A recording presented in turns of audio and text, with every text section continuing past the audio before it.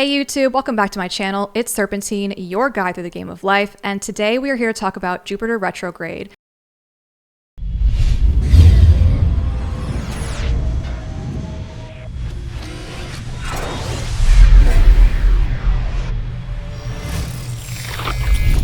Now, in Vedic astrology, this transit started in Mrigashira Taurus on October 8th or 9th, and it's going to go all the way through the beginning of February. However, this video today is going to be about part 1 of this transit. Now, what do I mean by that? What I mean by that is Taurus has 3 nakshatras, and Jupiter is going to be retrograding through 2 of them during this transit. Mrigashira, where it is right now, and Rohini, which is the nakshatra that comes before Mrigashira in the heart of Taurus. So this is going to be covering Jupiter retrograde in Taurus, part 1, Mrigashira nakshatra, and that's going to go through the beginning of this transit, October 8th/9th, all the way through November, like 28th or so. And what I have here for the pre-divination blurb over here is, be bold as you move beyond your old self-concept. A time for eclipse season integration and aftercare.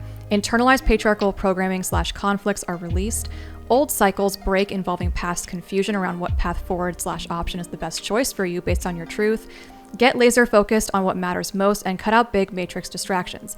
You can use that heat to get burned or to fuel big, bold moves for your dream future.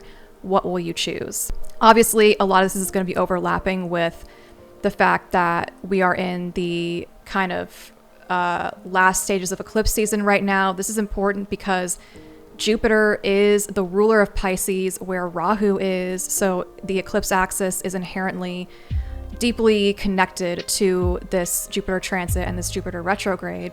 Additionally, because this has to do with Taurian themes of like our values, and then Pisces themes in this eclipse axis of like our beliefs, it's kind of like we're going to be in a little bit of a review of our value systems, our truth, our beliefs, and our spirituality, and how we are living in alignment with that or not in alignment with that, and like readjusting ourselves accordingly to a certain extent, especially because Mrigashira is a star that's like known as the searching star. It's kind of seeking those things that are going to be fulfilling itself on a deeper level than like the superficial. So I think that we're going to be having a lot of people reflecting on, you know, like what is real, what is true, what is the truth, what is your truth, how are you embodying your truth, and things like that. And people who just like want to search for the truth, you know, like the truth is out there type vibes. You know, we definitely are still having some of that UFO stuff go on, and like conspiracy theories and things like that. So this is definitely going to be, I think, an underlying theme for everyone during this eclipse season / Jupiter retrograde vibes. When it comes to, you know, internalized patriarchal programming and releasing and breaking cycles around confusion, it's like when we are releasing programming that we once held as something that we were conditioned within in terms of our value system, and how like those things had an impact on our choices and our life path. When we start to deprogram that and discover who we truly are on a deeper level beyond that and align with our truth more, then we're going to be clearing confusion around what path forward is the best for us as we seek fulfillment within ourselves. So that's why they're like cut out the matrix distractions, because the more you can really be in your own energy and seek that truth within and be very inward, because again, we're going to have Mercury go retrograde as well towards the end of this, and Jupiter will be retrograde beyond this time as well, like into the winter. So then both rulers of the eclipse axis will be retrograde, so it's going to be a time of really deep inner work, I think, when it comes to the ways in which we are transforming based on reflecting on our values and how we are embodying those values. And then of course, later on, like how we're going to be like kind of communicating those values as well. So we're going to get some more insight into these energies with my go-to spread for the stream/channel, which is the Wave of Empowerment. We're going to have one card for awareness, one card for integration, one card for choice, like what's the highest choice we can make in the context of this, or choices, and then what is the highest result, and then also like the underlying energies. And this is going to be, again, really centering on this first part of Jupiter retrograde in Mrigashira Nakshatra. And then after that, we're going to have another video later on in a few weeks where I'll talk a bit about Jupiter retrograde in Rohini and how we're going to be taking what we've come to know and understand about the retrograde in Mrigashira part and apply that to the Rohini energies and see what comes through with that. So again, this is just part one from now, like early October through the end of November. So let's get into it. All right, everyone, we got the cards out. For the underlying energy, we have Page of Cups coming up here. And when I see this individual sitting in between these two like crescent moons, it kind of gives the vibe of like being in that liminal space. And I do think that part of what this Jupiter retrograde is doing, like in conjunction with this eclipse season closeout, is having us come to a deeper understanding that like we need to be making a change, or the change has sort of happened regardless, and we need to kind of figure out how we are going to be moving forward like on an emotional fulfillment level. And for some people, it may be that there are some underlying new opportunities at hand, especially if you are like in the process of kind of reflecting on your own values and truth, and are coming into the conclusion that if you were to take a different like perspective on what's happening, you can see the opportunities maybe more readily than if you were not doing that. And the underlying energy being the Page of Cups to me is like the underlying motivation of this whole chapter of this Jupiter retrograde is about moving towards the things that are going to be fulfilling you on a soul level, and are like, yeah, you might be wanting to like make money from that, or to, you know, have there be greater, what's the word I'm looking for? Greater harmony in your family or relationships or whatever it may be. But at the end of the day, it's like, you know, that the motivation needs to be from like a higher spiritual place of fulfillment, rather than simply as like doing things as a means to an end. And I say this because for awareness, we have Four of Wands in reverse. And this can be talking about like not feeling particularly grounded or rooted in the home.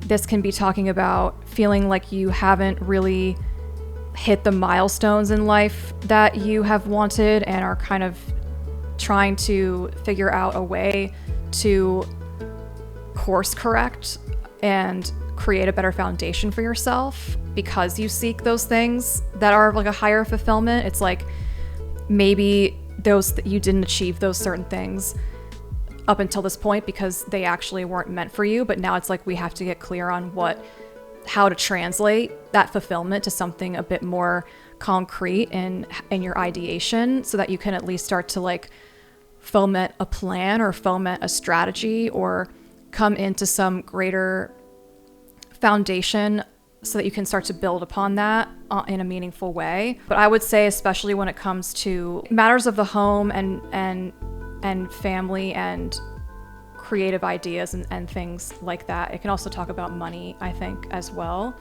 And so it's just going to be a time to really reflect on what your desires are and like what the root of that is, and like what about those desires on the surface is like resonating with you on an emotional level, and really kind of like getting a bit into the nitty gritty around why it is that you want the things that you want and get to the core of what it is that you want.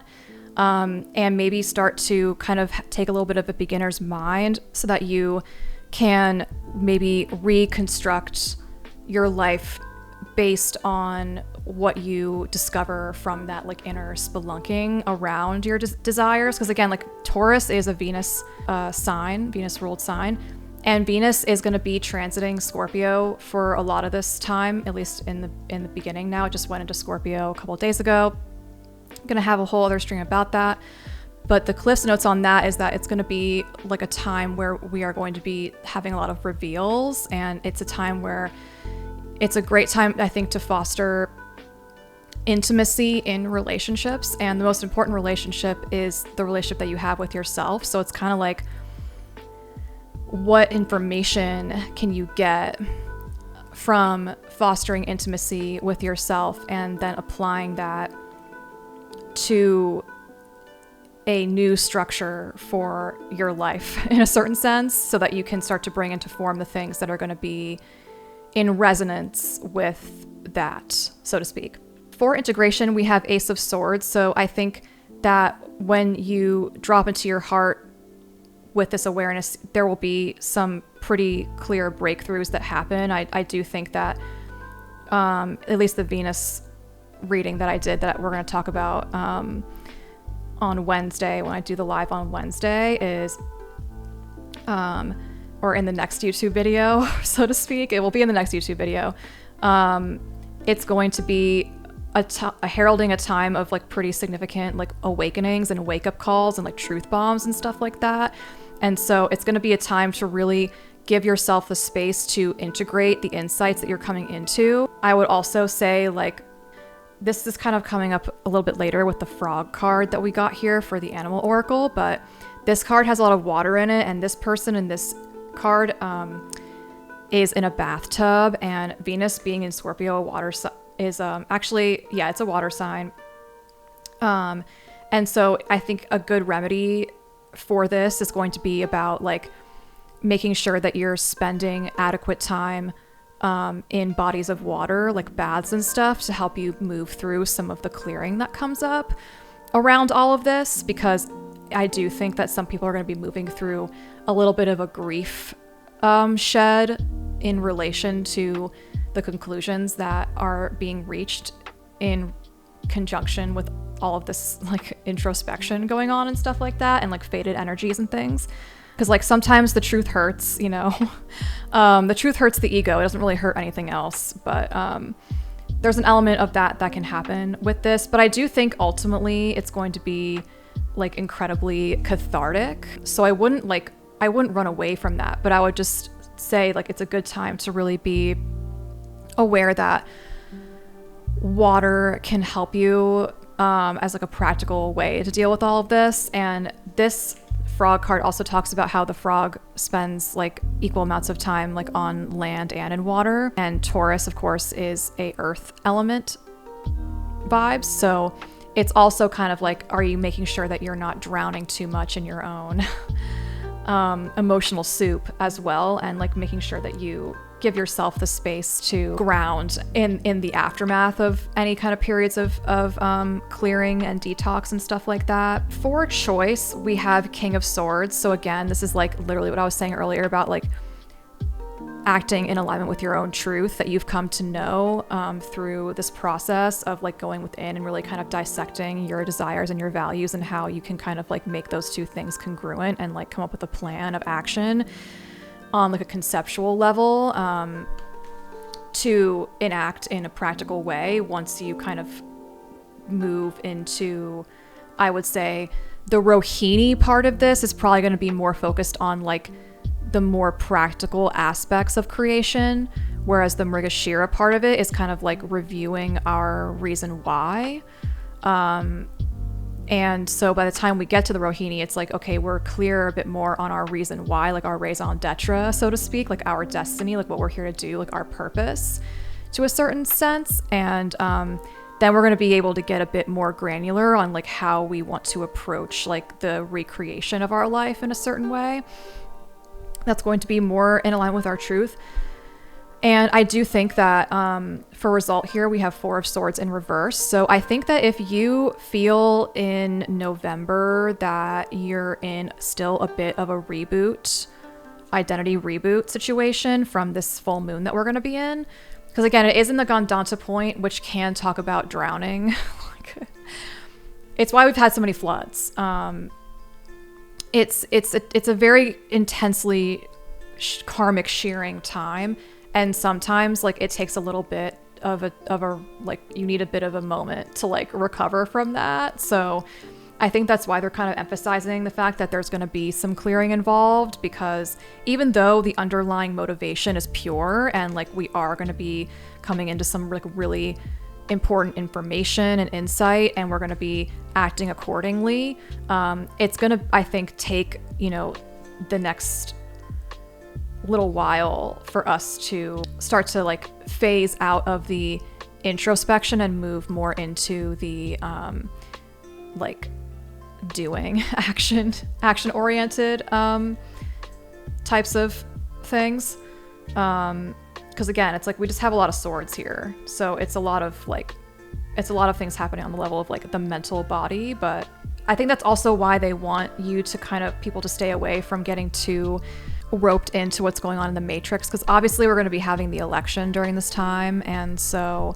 this can be talking a little bit about like upsets that happen and things like that, and wanting to find out the truth about what's really going on, and all that kind of thing can also be seen here. I think we'll probably get some more information about that when we talk about Mercury retrograde, but I do think that it is still significant because Jupiter, if the US chart that most people use in Vedic astrology is the right chart, it would make USA Sagittarius ascendant, which would make Jupiter its ruling planet. So there is that to consider as well. But that's a whole other topic. We also have here Mother Earth, inspiration, and we have trust from the Sacred Symbols Oracle deck. Again, can't really see it. This is going to be a time where, like, as you're clearing things out, you know, if you're having emotional cleanses, if you're like just kind of going through a process of releasing of grievances and old grief and whatever it may be from your emotional body, it's going to be creating a lot of space for you to come into some really powerful inspirations. Again, we have this Ace of Swords also appearing here, talking about breakthroughs and stuff like that, and then being able to kind of act upon those breakthroughs within this time frame to a certain point to kind of help you shift gears out of being in a bit more of an introspective zone, like around your desires and what you want for your foundation in your life and how you want to like really be like contributing to the collective. Because again, like with Venus as the ruler of Taurus and Scorpio for a lot of this is about, in many ways, like how can I deepen my relationship to devotion through like Venusian ways. So like through my creativity, through like connecting with people from heart to heart, in relationship, like all these types of things. Financially, I would say as well. This is a time where you might come into some inspirations around how you can be of service to Mother Earth. And then again, like I was just talking about like the climate change stuff, right? So like I really do think that a lot of people are going to be having some big wake-up calls around earth changes and how we have to be making like really radical changes within ourselves and our lives, and how we can show up to affect change in a positive way on a collective level, because I think that this is going to be a bit of a wake-up call. I mean, I think that already certain people have been getting wake-up calls during this time. Unfortunately, some people have gotten them in very extreme ways, like in, you know, Western North Carolina and parts of Florida and stuff like that, and Tennessee and everything. And like these cards really make me feel like that story I told earlier on the stream about Captain Planet was like actually very true, because it does say on here like you are called to help with environmentalism. And so I think that this is going to be about really reorienting our life and perspective in the context of us being in a changing world and wanting to show up in a way where we can fulfill our dharma and our purpose that's going to be helping to contribute to the creation of new Earth systems that will be honoring the cycles of our planet and honoring our relationship to our environment and not being a part of the problem and like perpetuating these old ways of being that have gotten us to this point where we're dealing with like category 6 hurricanes and stuff like that. And, you know, people talking about how they remember when they were younger that it was cold in October, which is so true. Like, I mean, I'm from the East Coast, so it was cold in October when I was growing up. And like, I just remember like we would have to go wake up early in the morning for school and it would be like so cold in my room and stuff like that. And I'm just like, oh my gosh, it's so weird that we have seen these such big changes in our lifetime. Like I'm, you know, only in my like early to mid 30s. Like I'm not like, it hasn't been that long. It will also be a really good time to research because Jupiter does have to do with like knowledge seeking and Mrgashira has to do with truth seeking, and then Mercury will also be retrograde, so there's a bit of a added boost, I think, to like finding out information that you didn't know before that is illuminating to you in a certain sense, like this inspiration in a way. It can lead to inspiration. So you might just be getting some important downloads, finding out important information, getting important creative ideas that are going to be a huge part of the next phase. And I say this because it's interesting, we actually have like two very potent cards coming up here. We have New Life from my Sacred Symbols Oracle deck, and then we have Past Life coming up here with Isis card. This situation involves your past life memories, so it's like maybe there's going to be some way where you're coming into, for some people, if you're especially on like a mystical path, you could be coming into some insight around your past lives and how you're going to be using skills from your past life in your current lifetime and kind of like synthesizing that. Like that could be a big thing for certain people, especially if you have Taurus as like your 8th house or something, or, you know, 12th house, whatever, if you have like placements that are being activated around that. But also because it's ruling where the eclipses are, and that has to do with like your past and future lifetimes and stuff like that. It could also just be really hooking in some of like what your eclipse story has been and weaving in what has happened through your eclipse story into kind of what you're discovering in this like eclipse aftercare vibes, where we're going to be going into this kind of introspective place with regards to our like beliefs and values and reorient our life around, you know, this new era that's emerging right now. It's interesting because we also have New Birth guarded vigilantly. So, and on this card appears a butterfly as well. And it's kind of like a bluish green. So we have like the heart chakra and everything. New Life, New Birth guarded vigilantly, and Past Life. So it's like we're kind of rebirthing ourselves here, and we need to be just very discerning, I would say, around who we are sharing what with. That's been a recurring theme lately, especially with this King of Swords vibes. It's like we can make these decisive decisions around how we want to embody our truth. That doesn't necessarily mean that we have to be like telling everyone our plans, you know what I mean? So it's going to be good to be confident in what you're doing, but you also just want to be sure that you're not going to be revealing things too soon to protect the integrity of your new seed and allow it to grow. Because again, Rohini is going to be all about growth. But because it's retrograde, I think it's going to be kind of like inner growth a little bit first, and you kind of want to, I think you want to be guarding that probably until Jupiter goes direct, but we'll see what happens in the next reading about this. We also have Hanged Man popping up here, as well as Oyster. So again, this is like very much about like coming out of your shell and having the confidence to express yourself authentically and stuff like that. I think that when you are in the middle of being in a new birth and you're guarding yourself, you are a little bit still in your clamshell. That doesn't mean that you can't open up to the right people. It's just about, again, being discerning about who you're opening up to, about the things that you're coming into awareness of around this. And that's just so that you don't like unintentionally get yourself in a position where you feel like you've compromised like your new beginning vibes. With the Hanged Man in reverse, And we have 4 of Swords also in reverse here. I think we are going to be shifting gears. If you felt like you've been in a stagnancy, I think that you're going to start to be feeling like things are going to be moving forward again. It's just going to be, again, a bit of a gear shift, because we're still going to be having a lot of retrograde planets going on. Like Mercury, Saturn, Jupiter will all be retrograde for various parts of November. And Saturn will be going direct mid-November, but it's going to be a bit of a, I think, slow pace pickup, even though I think there's going to be a lot of stuff going on in the collective. I think that we're going to be, like, within ourselves, really needing to kind of like be measured in our approach to how we navigate the gear shift into our new life and stuff like that. So that's what I have for you for this Jupiter retrograde part 1, Jupiter RX in Mrigashira.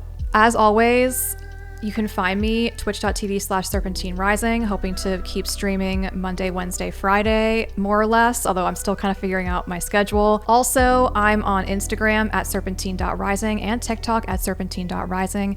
If you want to book a personal session with me, I would love to connect with you and help you level up to your next level and activate your highest destiny timeline. So if that's interesting to you, head on over to mythichearts.com/level-up. And also in my shop, I have mini oracles for sale. You can find them mythichearts.com/shop. They are limited in quantity, but I do send them directly to you within 24 to 72 hours, depending on which one you choose. And they are in like, you know, like vertical iPhone format or whatever, so that you can like watch them on your phone, whatever. And yeah, I'll be back hopefully soon, in the next couple of days. And until then, may your heart lead on the path of destiny, and I'll see you in the next one. Peace.